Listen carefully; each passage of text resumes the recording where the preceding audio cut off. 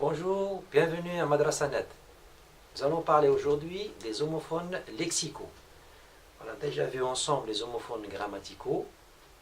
On a dit ça concerne la grammaire. Et maintenant les homophones lexicaux concernent le lexique ou bien le vocabulaire. On va déjà essayer de réviser ensemble, bien de voir, essayer de comprendre ce que veut dire le mot homophone. Alors, les homophones, ce sont des mots qui se prononcent de la même manière, mais qui s'écrivent différemment et n'ont pas le même sens. C'est-à-dire, homo, c'est même chose, et phone, c'est le son. Donc, ils ont le même son. C'est ça ce qui les caractérise, homophone, c'est avoir le même son, ok?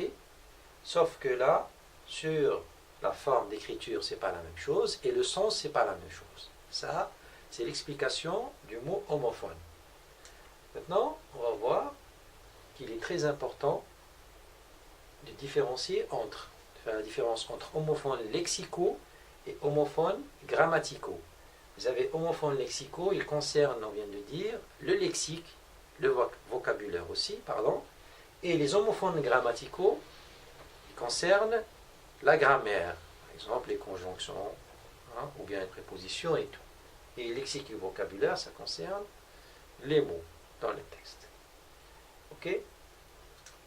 Essayons de voir maintenant un exemple d'homophones lexicaux. Vous avez par exemple R, R, R et R. Vous entendez bien que les quatre mots se prononcent de la même manière. Et sur le lexique, c'est-à-dire l'écriture, vous avez différentes écritures pour chaque mot. Vous allez comprendre que R, par exemple, c'est l'air qu'on respire. L'air, ok? Vous avez R avec E à la fin, c'est une surface, une superficie, ok? On appelle ça une ère. On a aussi R, une ère, c'est une époque, une période, ok? On appelle ça R. Et R, avec deux RE, ça vient du verbe errer, on dit gère ou bien tu erres, c'est marcher sans but. Vous voyez bien que la prononciation est la même, mais l'écriture est différente. On appelle ça, dans ce cas, les homophones lexicaux. Ok? Il faut savoir aussi que les homophones sont de véritables pièges pour l'orthographe. Faites attention, faites attention. On risque de se tromper sur l'écriture. Pourquoi? Parce qu'on entend le même son, mais on peut se gourer sur l'écriture. Faites attention. Okay? Comment y remédier? Il faut se focaliser sur le contexte. Il faut essayer de comprendre le contexte où utiliser ce mot-là. Par exemple, on peut dire le mot cou, qui est une partie du corps. On dit j'ai mon cou qui me fait mal. Donc, ça ne peut pas être le cou qui me fait mal, ça n'a pas de sens. Ça ne peut pas être autre chose, c'est le cou qui est là, qui retient la tête. Donc, cou, c'est une partie du corps. Et le cou, on dit j'ai donné un coup très fort. J'ai donné un coup très fort. Ça ne peut pas être coup COU, parce que c'est le cou, le corps humain. Et coup très fort, ça peut être que la frappe, c'est le coup. Quand on donne un coup. Ok? Donc, ça représente un choc, une frappe aussi. Un autre exemple, 100, le nombre. Quand on écrit un nombre, forcément le nombre 100, ça s'écrit avec CENT. Là aussi, vous avez 100, le sang qui coule dans les veines. Le sang rouge, ok. Vous avez aussi chanter par exemple. Le chant, le fait de chanter, un chant, okay.